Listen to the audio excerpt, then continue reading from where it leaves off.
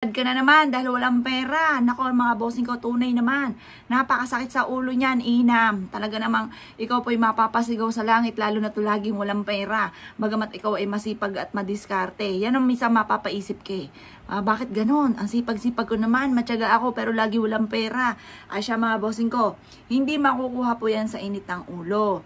Yan po ay dadaanin natin sa paunti-unti. Pero huwag kang mag-alala. Itong aking suturo sa inyo, sure ball, 100%, 101%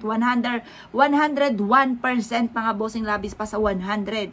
Ang sure ball dito mga bossing ko at magkakaroon ka ng maraming pera.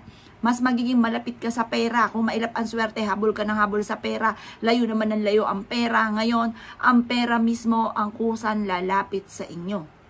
Lagi niyo sasabihin magkakaroon ako ng maraming pera, magkakaroon ako araw-araw ng malaking benta at kailanman hindi na ako mamumblema tungkol sa usapin ng pera. Ganon lagi ang inyo pong gagawin mga bossing. Ngayon pa mga bossing ko, ganito. Kumuha po kayo ng cinnamon. Ako bumili mga bossing ko. Binili ko ito mga bossing ko sa SNR, cinnamon. Ngayon, marami kayong mabibilhan ng ganito. Kaso nga lang, naghanap ako sa mga ordinaryong supermarket, kagaya ng mga Pure Gold, mga SM, yung mga supermarket po doon. Wala akong makitaan ng stick sa SNR lang. Pero sa mga online, yan, marami yan sa mga online. Shopee, Lazada, pili ka lang dyan. Ngayon pa mga bossing ko, ito yung stick natin. Ang gagawin lamang po natin, maglalagay ka sa ilalim ng inyong unan ng cinnamon stick. Lalagay ka ng cinnamon. Napakabango. Or kaya po mga bossing ko, kumuha po kayo mga bossing ko ng kaldero. Lagyan nyo ito ng tubig. Magpakulo ka.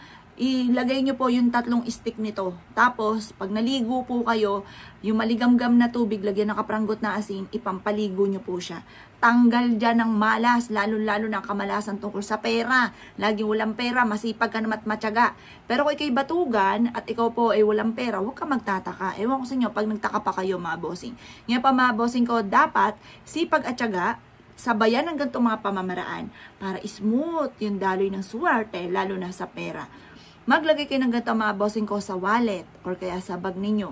Ang dulot nito ay swerte. Kayo mismo ay maa-amaze. Sa dami ng mga blessing na darating sa inyo. Kayo mismo ay maa-amaze dahil parang ia-adya ka lagi kung saan lagi ikaw ay suswertein. Ngayon pa mga bossing ko, ikinaniniwala at naisyo po itong gawin.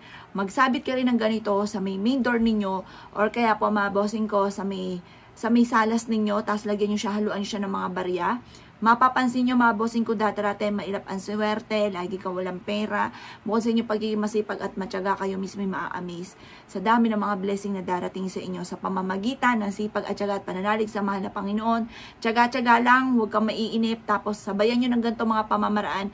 Ang cinnamon, marami na nagpatotoo na sila po'y sinuwerte dito. Kaya kung nais nyo rin na swerte, lalo na sa pera, huwag kang magpapawala ng cinnamon. Maglagay ka sa wallet ninyo, maglagay ka sa bag, maglagay sa ilalim ng unan, magpakulo ka ng cinnamon, lagyan ng kapranggot na asin at isama sa pagpapaligo po ninyo. Mapapansin nyo po yan. Parang lagi sinuswerte, nagagawa mo yung mga bagay, yung pala dito ka suswerte, nagagawa mo yung bagay, makakabayad ka sa mga pagkakautang, magkakaroon ka ng maraming pera, ganun po mga boss. Kaya kung kinaniwala at naisyo po itong gawin, asya mga boss, huwag ka na magpatumpik-tumpik pa, subukan nyo po ito at good luck po sa inyo po lahat.